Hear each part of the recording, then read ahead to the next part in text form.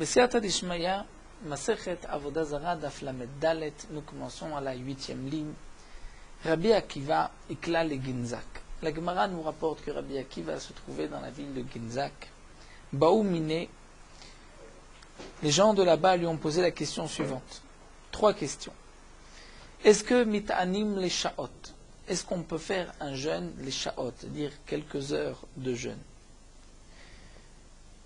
Qu'est-ce que cela signifie? Rashi nous dit un homme qui a pris sur lui de jeûner à partir de la 6e heure, c'est-à-dire à partir de la moitié de la journée. Mais il n'a rien mangé depuis le début de la journée. Mais il n'a pas pensé jeûner. Au départ, il n'a pas pensé jeûner, il pensait qu'il allait manger. En fin de compte, il n'a rien mangé. Il est déjà à Khatsot, après 6 heures, il dit bon, je vais jeûner toute la journée. Est-ce que mitanim lishat danishal, est-ce que c'est considéré comme un jeûne ou pas? Lo avait beyede. Rabbi Akiva n'avait pas de réponse. Deuxième question qu'on lui a posée. Kankanim shel ovdei kochavim, asurim ou mutarim. Des jarres, des cruches en terre cuite, en argile, appartenant à des idolâtres, qui ont donc versé, utilisé ces jarres avec du vin qui est du yain neser. Est-ce qu'on peut utiliser ces jarres ou pas? Asurim ou mutarim, elles sont permises ou interdites? Lo avait beyede. Il n'avait pas non plus de réponse. Troisième question. Avec quoi Moshe Rabbeinu a servi lorsqu'il a sacrifié les korbanot pendant les 7 jours de l'inauguration? Puisque lorsque le Mishkan a été érigé, il y a eu 8 jours de l'inauguration du Mishkan. Pendant 7 jours, c'était Moshe Rabbeinu qui a apporté, qui a sacrifié les korbanot. Et le 8e jour, c'est Aharon à Kohen. Les Bigdei Keuna n'ont été donnés que à Aaron et à ses enfants. Vasita Bigdei Kodesh le Aaron achicha. Moshe Rabbeinu n'était pas Kohen, il était Lévi. C'est vrai que pendant ces jours-là, c'est lui qui servait de Kohen, mais il ne pouvait pas mettre des Bigdei Keuna. Donc, quel était son habit? Qu'est-ce qu'il avait? Quel était l'habit qu'il devait porter au moment de ses korbanot? Lo avait beyed, et là encore, Rabbi Akiva n'avait pas de réponse. Ata sha'al bemidrasha, il a été posé la question beta midrash. Amri, on a répondu ainsi. Il cheta. La halacha mitanim les sha'ot. Donc on peut faire un jeûne de sha'ot, d'heures. C'est-à-dire, jusqu'à la 6e heure, il ne pensait pas jeûner, mais il n'a pas mangé. À partir de la 6e heure, il peut commencer son jeûne jusqu'à la fin de la journée, ça lui comptait comme un jeûne. Fimishlim, mitpalel tfilat ta'anit, donc s'il termine, le jeûne, il va aussi prier tfilat ta'anit, c'est-à-dire, il pourra dire ce qu'on a l'habitude de rajouter le jour de jeûne. Il y a dans ce dîner de Mitanim Lishaot quelques points rapportés ici dans Tosfot. C'est vrai que ce n'est pas la Sugia c'est plutôt dans Masechet Ta'anit, nous sommes dans la Sugia de Avodah Zara, de Yain Neser. Mais Tosfot rajoute un point important, il dit qu'on parle dans le cas où il a pris sur lui la veille, puisqu'un jeûne, il faut auparavant la veille prendre sur soi de jeûner, puisqu'un jeûne qui n'a pas été accepté la veille n'est pas considéré comme un jeûne. Donc si un homme a dit je vais jeûner tant de jours, et le matin il se lève, il veut jeûner, mais la veille il n'avait pas dit je vais jeûner, ça ne lui est pas considéré comme un jeûne. Donc là aussi, nous dit Tosfot, on sera obligé de dire qu'il a pris sur lui la veille, il a dit que si jusqu'à Khatsot je ne mange pas, bien je jeûnerai jusqu'à la fin de la journée. Deuxième point qu'on lui a rapporté au Beth Midrash, Vil Cheta, Kankanim shel ovdei kochavim, les cruches, les jarres des idolâtres, la Charigud Bet Chodesh, après 12 mois mutarim, elles sont permises. Elles sont permises puisque après 12 mois, il n'y a plus le goût de vin qui ressortira des parois lorsqu'on mettra du vin kasher. Troisième question, B'mashimesh Moshe Shivat Yimei Miluim, avec quoi Moshe Rabbeinu a servi les 7 jours d'immigration, B'chaluk Lavan, avec un habit tunique blanche. Et Rav Kahana Matne B'chaluk Lavan Shen Bo Imra, une tunique blanche qui n'a pas de Imra, qui n'avait pas de doublure. Pourquoi cette tunique blanche qui n'avait pas de doublure? Rachid nous explique que certains nous disent, pour ne pas qu'on soupçonne Moshe Rabbeinu d'avoir mis à l'intérieur de l'argent du Beth Amikdash. C'est-à-dire, s'il y avait une doublure, on a pu dire, lorsqu'il rentre au Beth Amikdash, il prend de l'argent, il vole le Beth Amikdash. Chas v'shalom, qu'à l'époque, on pouvait même soupçonner Moshe Rabbeinu d'une telle chose. Mais Rashi n'est pas d'accord, puisque Rashi nous dit à ce moment-là, en Shivat Imam Lui, il n'y avait déjà plus de Melar Merta Mishkan, c'était terminé, et donc au moment de la Avoda, quel était l'argent qu'il aurait pu prendre, où est-ce qu'il y avait de l'argent, pour qu'on puisse dire qu'il a peut-être pris de l'argent. Tosfot donne une autre explication, et Tosfot nous dit pourquoi sans doublure, pour montrer que l'habit n'est pas fini, ne va pas donc être ne restera pas, ce n'est pas un habit qui est durable. Et donc de même, on a voulu montrer que Moshe Rabbeinu ne servait au Beth Amikdash que un moment provisoire. Puisque sinon on aurait pu se dire comment se fait-il que le 8e jour c'est Aaron qui le remplace, et peut-être que Moshe Rabbeinu a un moum, un défaut, il ne peut plus servir. Donc Milekhatrila on a montré, non, Moshe Rabbeinu n'est que pour quelques jours. Autre explication que nous donne Tosfot, c'est Imra, Minashan Amra, avec un aïn, c'est-à-dire de la laine, avec un habit qui n'a pas de laine. Étant donné que les Kohanim avaient le droit et devaient fabriquer leurs vêtements, il y avait du chatnez, du lin et de la laine, mais c'était que pour les bigdei keuna. Moshe Rabbeinu ne pouvait pas prendre un habit de lin et de laine, donc il n'avait qu'un habit de lin et il n'y avait pas de amra, de laine. Achartsanim vazagim shel ovdei kochavim, les pépins, vazagim et la peau du raisin appartenant à des ovdei kochavim. Nous avons vu dans la Mishnah que chartsanim vazagim shel ovdei kochavim, d'après Rabbi Meir, c'est asur be'ana'a, nous avons l'interdiction d'en profiter. D'après les chachamim, tout dépend. S'ils sont lachim humides ou s'ils sont yeveshim secs. Lachim, c'est interdit, c'est-à-dire pendant 12 mois, c'est asur même be'ana'a, mais yavesh, c'est permis. La Gemara nous rapporte ici une braïta, Tanoura banana, chartsanim, les pépins, vazagim, les peaux chez l'ovdei kochavim, du raisin appartenant à des idolâtres, lachim, lorsqu'ils sont humides, asurim, sont asurim. Lorsque c'est encore frais, humide, c'est asur. Yeveshim, sec, mutarim, après 12 mois.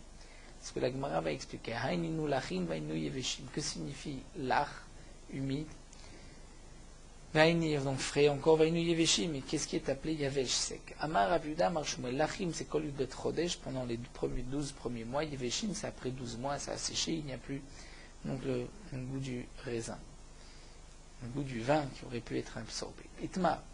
Amar Rabbi Bachana, Rabbi Yochanan, Rabbi Bachana du nom de Rabbi Yochanan. She'en asurim, asurim aflu bana. Ce qu'on a dit que c'est interdit même d'en tirer profit.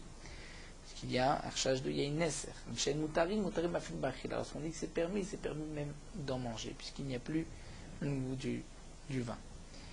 Amar Rav Zvid. Rav Zvid nous enseigne Aï Dourdaya de la lie, Shmarim de la lie, des Chamra du vin, d'Aramae d'un non-juif, Bata Tresaya Cheshata, charé après 12 mois, la lie du vin est permise. Amar Rav Chaviva Beri de Rava. Ane Goulfe, les kadim, des cruches, aussi de terre cuite d'argile, Bata Tresaya Cheshate, appartenant donc à des idolâtres où il y avait du vin Yain Neser. Après 12 mois, ils sont restés 12 mois sans utilisation, charés, ils sont permis. Comme nous l'avons vu auparavant. Amar Afraviva nous dit Ane Abata Detaïe. Abata, Rachid nous dit, c'est des outres de peau épaisse qui appartenaient détaillées à des marchands arabes qui portaient l'habitude du vin. Et donc, le vin qui était à l'intérieur de ces outres restait longtemps. Et c'est pour cela que il faut au moins 12 mois pour que tout le goût, pour qu'il n'y ait plus le goût du vin. Bata, Tresari, Achechaté, après 12 mois, charrés sont permis. Amar Avacha, Beri de Ravika. Avacha, fils de Ravika, nous dit Ane Pourtsané d'Aramae. Pourtsané, Rachid nous dit, c'est les résidus du raisin, qu'on a pressé le raisin, d'Aramae appartenant à des non-juifs. Bata, Tresari, Achechaté, après 12 mois, charrés, c'est permis. Amar Ravacha, Beri de Rava, Ravacha, le fils de Rava, nous dit Ane Goulfe, Shechimed, verset cruche, Shechime rouge, Veuchme et noir, Batar, Tresser, Yacheshate, charré, après 12 mois, ils sont aussi permis. Donc nous avons vu auparavant que la couleur était par rapport à la terre qui était utilisée, mais après 12 mois, c'est permis.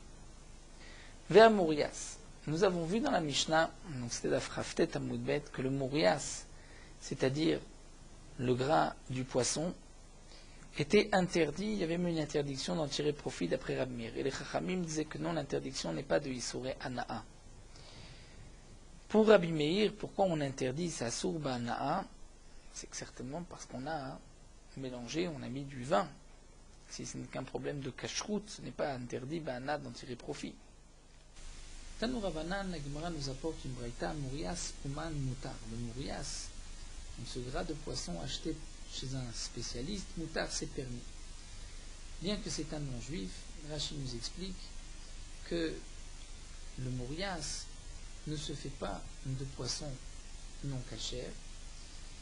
L'interdiction, ce n'est pas à cause donc d'un mélange, mais c'est peut-être qu'il y avait aussi du vin qui a été versé sur ce Mourias.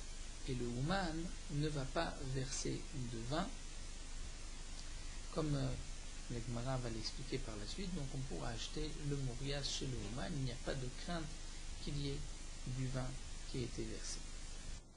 Rabbi Yehuda ben Gamliel Omer Mishum Rabbi Chanina ben Gamliel, Rabbi Yehuda ben Gamliel de Rabbi Chanina ben Gamliel, Af Chilek Ouman Mutar. Même Chilek Rachin dit, c'est une sorte de poisson cachère. Lorsqu'on l'a acheté chez un spécialiste, il est permis. Rachid nous dit que c'est un poisson qui, lorsqu'il est petit, il n'a pas de nageoires et d'écailles. Les nageoires et les écailles vont pousser par la suite. Nous verrons plus loin que le chilek du Ovdei Kochavim est interdit. Ce poisson est interdit. Pourquoi? Parce qu'il y a un autre poisson appelé Irbuna, qui est un poisson non cachère, qui se mélange avec ce poisson. Donc ce poisson, c'est vrai qu'aujourd'hui, il n'a pas d'écailles de nageoires, mais comme il en aura, c'est un poisson cachère. Puisque le Irbuna se mélange avec ces poissons-là, donc on a interdit le chilak du Ovdei Kochavim.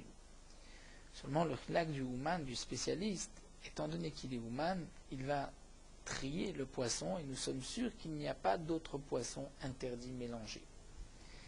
Tane Abimi Beri de Rabbi Avaou. Abimi, le fils de Rabbi Avaou, nous dit Mourias Ouman Muta. Le Mourias, donc le jus de poisson, le gras du poisson d'un Ouman, un spécialiste, il est permis. Et Hutanela Veu Amarla, lui il enseigne et lui il rajoute et dit Pa'am Rishon Vesheni Muta. C'est-à-dire, nous explique Rashi, ils avaient l'habitude de verser de l'eau, du sel sur ce gras de poisson afin que puisse absorber le gras du poisson. Et lorsque il n'y a plus d'eau, de sel, on en rajoutait. Donc la première et la deuxième fois c'est Mutar, la troisième fois c'est Assour. Pourquoi?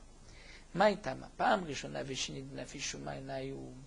première et la deuxième fois où il y a beaucoup de gras de poisson qui se dégagent, ils n'ont pas besoin de rajouter du vin. Donc il n'y a pas de rachage de yain nesser de vin interdit. Mais Mikan Vailach, après les deux fois, donc la troisième fois, Rameu Bochamra, il rajoutait du vin, et donc c'est interdit à cause de ce vin. La Gemara nous rapporte qu'à Arba de Mouriasa, il y avait un bateau qui transportait du Mourias, ce gras de poisson des Athées, qui est arrivé l'Enemila de Akko, au port de Akko. Otiv Rabbi Abba de Man Akko, Rabbi Abba qui se trouvait à Akko, la ville de Akko, a placé, nettouré des gardiens des Shomrim Behada à côté de ce bateau, pour être sûr qu'il n'y ait pas de vin, il y a une nesser qui soit versée. Amarle Rava, et Rava lui pose la question, d'après certains Marle Rabbi Abba, on dit le Bach, ou Amarle Rava, le Rabbi Abba. Adaïdna, mais jusqu'à aujourd'hui, Man Natra, qui est-ce qui a gardé le poisson? Tu places des chomrim aujourd'hui, mais jusqu'à aujourd'hui, qui était le mashgiach de ce poisson? Marley lui a dit Adaïdna, les man li choshla, dire jusqu'à aujourd'hui, je n'avais pas de crainte sur ce poisson. De crainte quoi? Imishum de merve bechamra, si la crainte c'est qu'ils vont rajouter du vin mélangé avec du vin, kista de morias beluma. Kista, c'est une mesure de l'époque de Mourias. Belouma se vendait pour un zouz, une pièce. Et Kista de Khamra, une mesure de vin, Arba loumé, pour 4 loumé, 4 zouz. Donc ce n'était pas rentable de rajouter du vin dans le Mourias, puisque le Mourias ne se vendait pas cher. Donc c'est sûr qu'ils n'ont pas rajouté ailleurs sur le bateau du vin. Mais ici, dans la ville à Akko, le vin était pas cher. Le Mourias se vendait cher, donc on craignait qu'ils vont peut-être rajouter, ils vont rajouter du vin dans le Mourias. Donc il a mis des chomrim pour être sûr qu'on ne rajoute pas de vin non caché. Amarle Rabbi Yirmiyah et Rabbi Zira. Rabbi Yirmiyah demande à Rabbi Zira d'Ima Aïdé d'Etzor à tout. Peut-être que ce bateau venait Il a pris le chemin de la mer proche de la ville de Tsour, où là-bas des chavets Khamra, où le vin est vendu bon marché à Tsour. Et donc peut-être qu'ils ont pris de ce vin, ils en ont rajouté. À Marley, il a répondu Atam Ikoulé Upshure Ika. Là-bas, les eaux de la rivière ne marchent pas, n'est pas droite. Il y a beaucoup de tournants, Upshure et de la fonte des neiges. Et donc les bateaux n'ont pas l'habitude de passer par là-bas. Donc certainement que le bateau n'est pas passé là-bas et qu'il n'y a pas eu du vin acheté là-bas qui aurait pu être rajouté.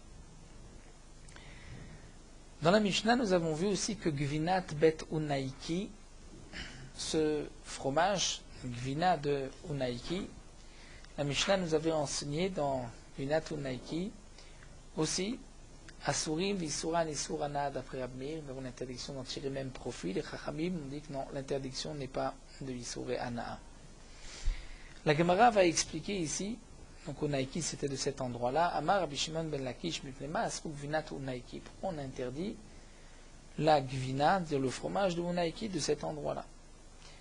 Et il répond Mipne Sherov Agalim Shelota Aïr, étant donné que la majorité des veaux de cette ville-là, Nishratim l'avodat kochavim, était égorgé pour la avoda zara.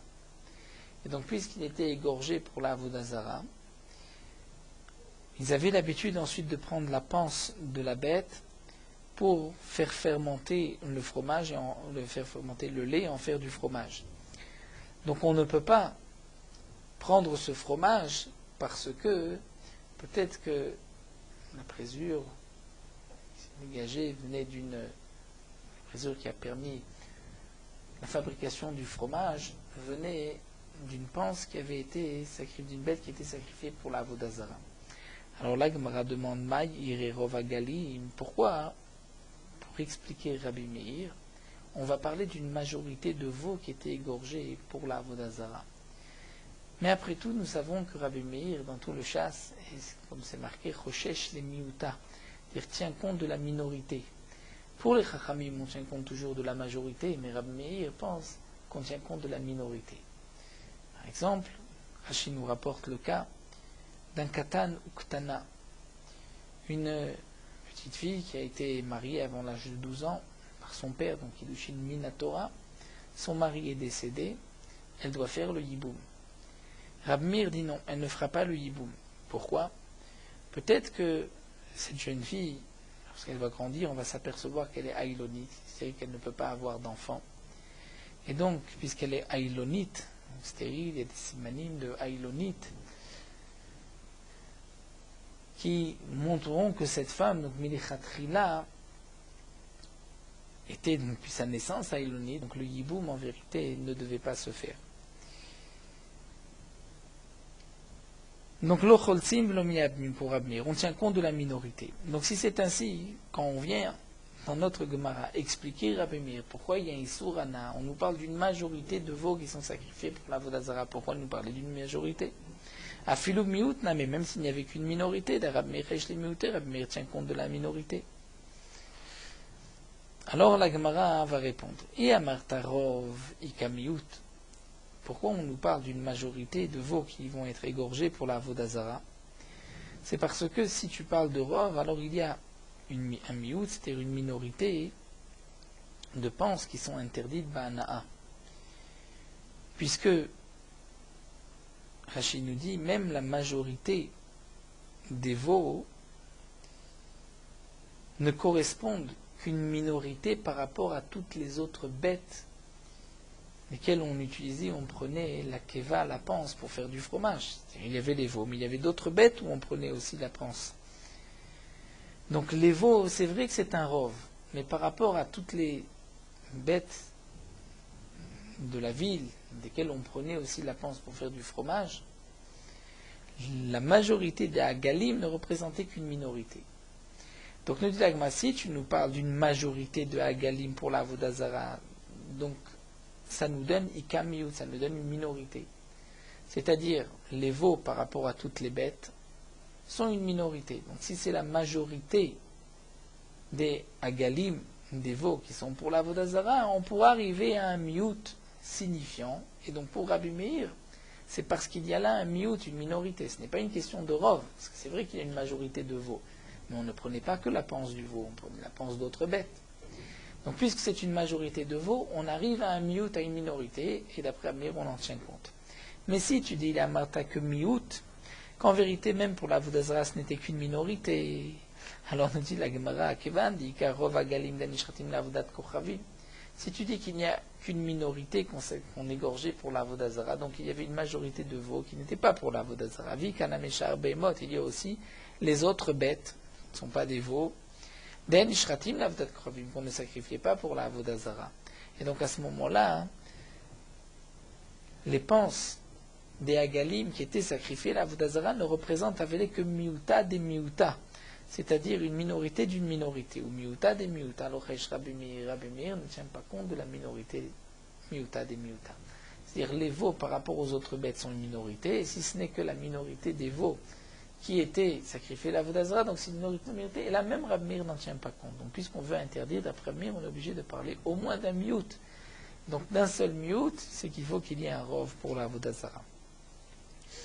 Amar le Rabbi Shimon bar Eliakim, le Rabbi Shimon ben Lakish. Rabbi Shimon bar Eliakim dit Rabbi Shimon Lakish, ki nishratim l'avdat kochavim ma'yavi. Et même si on a égorgé la bête pour la Vodazara, quel est le problème? Ve'a'at hu deshareh, pourtant toi tu as permis d'itma, comme on a vu, yashochet et abema d'izrog dama l'avodat kochavim. Qu'est-ce que Resh Lakish nous a permis? Un homme qui va égorger une bête en pensant asperger le sang de cette bête pour la Vodazara, ou bien brûler la graisse de cette bête pour la Vodazara. Mais il ne fait pas la shrita pour la Vodazara. Il fait la shrita pour asperger ou pour brûler des graisses pour la Vodazara. Rabbi Yochanan Amarasura, Rabbi Yochanan dit elle est interdite. Pourquoi? Kasava mechashvim avoda la avoda. Il peut y avoir une marshava d'une avoda, c'est-à-dire d'un service en correspondance à Avodot du Bet Hamikdash, où il y avait la Shrita, la Zrika, la Ktara. Donc de la même manière que dans le Bet Hamikdash, puisqu'on voit ici, il y a le Finan Chutz Mipnim, on va apprendre l'extérieur, donc la Avodazara Mipnim, l'intérieur du Bet Hamikdash. De la même manière que dans le Bet Hamikdash, lorsqu'un homme va égorger une bête, un Kohen ou un homme va égorger une bête avec l'intention d'asperger le sang après le temps, après la Shkia, après la tombée de la nuit. La bête devient pigoule. C'est-à-dire que le korban n'est pas soul et on ne pourra pas ensuite manger de cette bête, sinon il y a même un chiyuv karet. Mais ce n'est pas au moment de la shrita. Au moment de la shrita, on a pensé, c'est-à-dire le psoul n'est pas au moment de la shrita, on a pensé au moment de la shrita à asperger le sang après le zman. Et malgré tout, dans Kodashim, c'est pigoule. Donc on va apprendre les avodot de Kodashim. On va prendre les avodot de Avodazara des avodot de Kodashim. Et donc si un homme va sacrifier une bête pour l'Avodazara, c'est sûr qu'elle est interdite, l'Avodazara. Mais si un homme va égorger une bête en pensant asperger le sang, eh bien, Rabbi Yochanan dit la bête est interdite parce que même si ce n'est qu'au moment de la shrita, tu as pensé sur la zrika, c'est comme pour bifnim, pour un korban où il devient pigoul, donc là aussi ce sera l'Avodazara, il y a le finan chutz mifnim. Et Rabbi Shimon ben Lakish dit muteret, la bête est permise. Pourquoi? Puisqu'elle n'a pas été sacrifiée pour la Avodazara. C'est vrai que tu as pensé asperger le sang. Tant que tu n'as pas aspergé le sang pour la Avodazara, la bête n'est pas interdite. Donc la question est la suivante. Resh Lakish nous dit ici que lorsqu'un homme va égorger une bête pour asperger le sang, la bête est permise.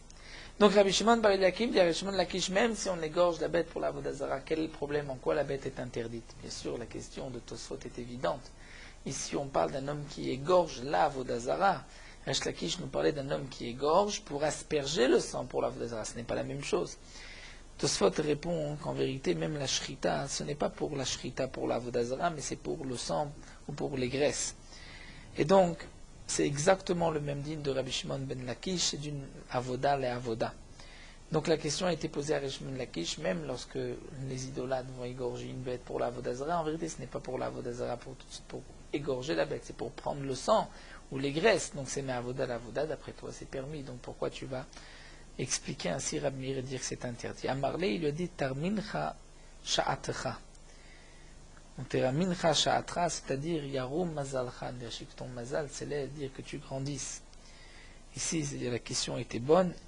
Be'omer bigmar zevicha ou ovda. Ici, on parle d'un cas où un homme, au moment de la shrita, il pense faire une shrita pour la Avodazara. Et seulement il se dit dans son cœur que par cette shrita, je vais servir la Avodazara. Et donc dans ce cas-là, Resh Lakish est d'accord que la bête est interdite dès maintenant. Pourquoi on utilise le terme de bigmar à la fin de la zevicha? Rachid nous dit parce que nous avons une machloket dans Choulin, dans Babakama. Est-ce que la shrita c'est du début jusqu'à la fin ou c'est de la fin? Pour Resh Lakish, c'est la fin. Donc il faut terminer la shrita pour la Vodazara. Donc il dit, on parle d'un homme qui a terminé la shrita pour la Vodazara. C'est l'habitude des idolâtres de l'époque. Et donc les bêtes, les roves, la majorité des hagalim, des veaux étaient sacrifiés pour la Vodazara. Donc la panse du veau est interdite à Sourbana. Et si on fabrique du fromage, le fromage serait interdit. Donc nous avons compris la raison de Rabbi Meir. Les Chachamim, on a vu, pensent qu'il n'y a pas d'Isur Bana, puisque pour les Chachamim, on tient compte de la majorité, et ici ce n'est qu'une minorité, comme nous l'avons expliqué. C'est-à-dire que même la majorité rapportée, en vérité, ne signifie qu'une minorité. La Gemara continue à Marabuda, Sha'al Rabbi Ishmael. Donc nous avons vu dans la Mishnah, reprenons juste la question qui avait été posée. Rabbi Yehuda avait rapporté que Rabbi Ishmael a posé la question à Rabbi Yeshua pourquoi on avait interdit les fromages des idolâtres. Il avait répondu parce que il posait le lait pour faire du fromage dans la panse d'une nevela. Mais il avait dit pourtant la keva d'un korban ola est plus chamour que la keva d'une nevela, et on voit que un Kohen pouvait manger la panse d'un korban. Amar Rav Achadvae Amarav. Rav Achadvae rapporte au nom de Rav Amekadesh Bepereshor Aniskal Mekudesh. C'est un homme qui donne des kiddushin à une femme. Il prend les excréments, ce qu'il a trouvé dans la panse d'un shor aniskal, c'est-à-dire d'un taureau qui a tué un homme et qui doit être lapidé, et nous avons l'interdiction de tirer profit de ce taureau. Si un homme a pris le pérech, les excréments, et qu'il a été mekadesh, une femme, ça peut servir d'engrais, donc ça a une valeur, elle est mekudeshet. Mais le pérech, églé avodat kochavim, si c'est avec les excréments de veaux qui étaient les veaux de avodah zara, ena mekudeshet, elle n'est pas mekudeshet. Quelle est la différence? Après tout, les deux, pour shor aniskal et pour églé avodat kochavim, il y a un issour ana d'en tirer profit. Iba était ma svara, iba était ma kra. Je peux te dire que c'est une svara ou un passo. Iba était ma svara. Il y a une svara, une logique. Avec la avodat kochavim, pour des veaux qui ont été engraissés pour la avodah zara, qui étaient offerts à la avodah zara, nichale benafri. L'idolâtre est content lorsque la bête est grosse et grasse, pèse beaucoup. Et donc, même les excréments qui se trouvent à l'intérieur vont être interdits. Alors que Aval Gabé Shokaniska l'onichale benifri. Il ne tient pas compte s'il y a un taureau plus gros ou pas, et donc les excréments qui se trouvent à l'intérieur ne sont pas importants. Il ne peut pas y avoir l'interdiction de Isoranadus. Et bah, je peux dire que c'est un passage. Et à propos de la Vodazara, tu ne garderas rien, quoi que ce soit, même les excréments. Alors que Tivatam, à propos, Shoraniskal, c'est marqué Sakol, Isakel, Ashor. Le taureau va être lapidé, on ne mangera pas sa chair. La Torah dit Bessaro, à source la chair qui est interdit à Pirchou Muteret. Mais le Pérech, c'est-à-dire les excréments, sont permis. Amar Rava et Rava Mitarva Yutanim. Les deux enseignements, aussi bien Vodat Pravim que Shoraniskal, sont enseignés. D'abord dans notre Mishnah, Midi Kamale, puisqu'il lui a dit Mikneshma Midin Bekevat Nevela, il lui a dit parce que le fromage était posé dans la keva d'une nevela, d'une bête qui n'a pas été égorgée, d'une bête non cachère. Et donc dans la panse, il y avait des résidus, des restes de lait qui ont le même statut, après tout, de pérèche. Et malgré tout, donc dans la réponse, il lui a dit c'est pour cela qu'on va interdire. Et qu'est-ce qu'il répond? Il répond que la keva, la panse d'un korban ola, c'est plus chamour, le korban ola qu'une nevela, parce qu'il y a même une interdiction de meila. Et pourtant, ce qu'on pose dans la keva du korban ola, c'est permis. Donc nous voyons Michlal d'Issour et Anash, donc nous voyons que même le korban ola, le lait qu'on trouve à l'intérieur de cette panse, qui ressemble donc à un pérèche, à des excréments, puisqu'il a été digéré, reste permis, et donc on pourra l'utiliser comme fromage. Et puisqu'ensuite on voit qu'il lui a répondu ça, donc on dira de même pour le Shora Niskal, que les excréments sont permis, bien que c'est à Sobana, mais Midi Kamal, ensuite lorsque Nishma Midi Mota Bekevat Eglaodat Kochavim, le fromage est interdit parce qu'ils utilisaient le lait qu'on trouvait dans la panse de veau qui avait été sacrifié pour la Vodazara. Et donc là, il lui a dit Vikama Aderlim, quel amalo asroban, ainsi devrait être même interdit d'en tirer profit.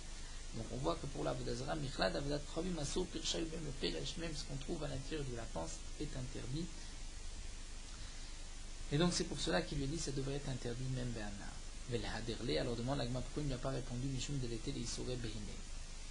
On pourrait dire cette différence, c'est que le Issour n'est pas là, n'est pas présent, puisqu'on voit des Amourias, les Rabanan, des Loasro Bana. Le Mourias, après le Khamim, on n'a pas interdit Bana, dont il fait profit, Maïtama, là, Mishum de l'été les Issouré Behine, n'est-ce pas? C'est parce qu'on ne voit pas l'interdiction, dire le vin, devant nous. Amré, l'Agma répond, c'est différent.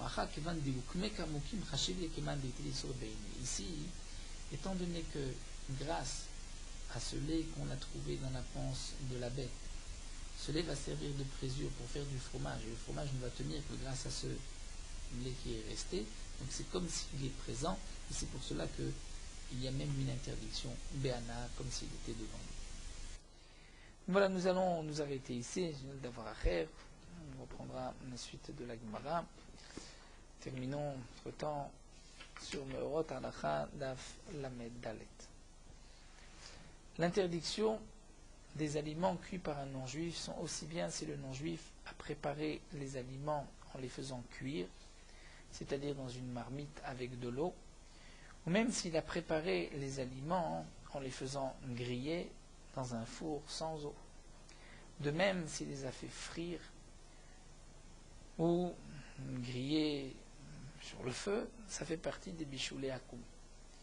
Puisque si le non-juif a préparé en faisant frire dans de l'huile ou en faisant griller par le feu ou par un four, c'est aussi interdit à Rida d'en manger. La préparation d'un aliment en le faisant fumer. Est-ce que si le non-juif fait fumer de la viande ou du poisson, fumer de saumon fumé, est-ce qu'il y a une interdiction ou pas? Non, ça ne fait pas partie de Bichoul Akoum. Fumer un poisson ne fait pas partie de Bichoul Akoum. De même, tout aliment qui ne peut se manger que si on le met en conserve ou on le sale, ça ne fait pas partie du Bichoul Akoum. Bien que nous avons une règle dans beaucoup de livres de la Torah que salé, c'est comme si, qu'un aliment salé, c'est comme s'il est brûlant, donc il va absorber, on voit que mettre en conserve, c'est comme faire cuire. Mais par rapport au din de Bichoul Akoum, les Chachamim n'ont pas interdit, lorsque c'était mis en conserve ou salé, l'interdiction c'est seulement si l'aliment a été préparé par le feu ou par les dérivés du feu, mais s'il a été fumé ou mis en conserve ou salé, il n'y a pas d'interdiction. On peut rapporter aussi une sheila qui est discutée dans les poskim, si l'aliment a été cuit à la vapeur, quel est le din? Est-ce que ça fait partie de Bichoul Akoum ou pas? Ça aussi c'est une marloquette dans les poskim.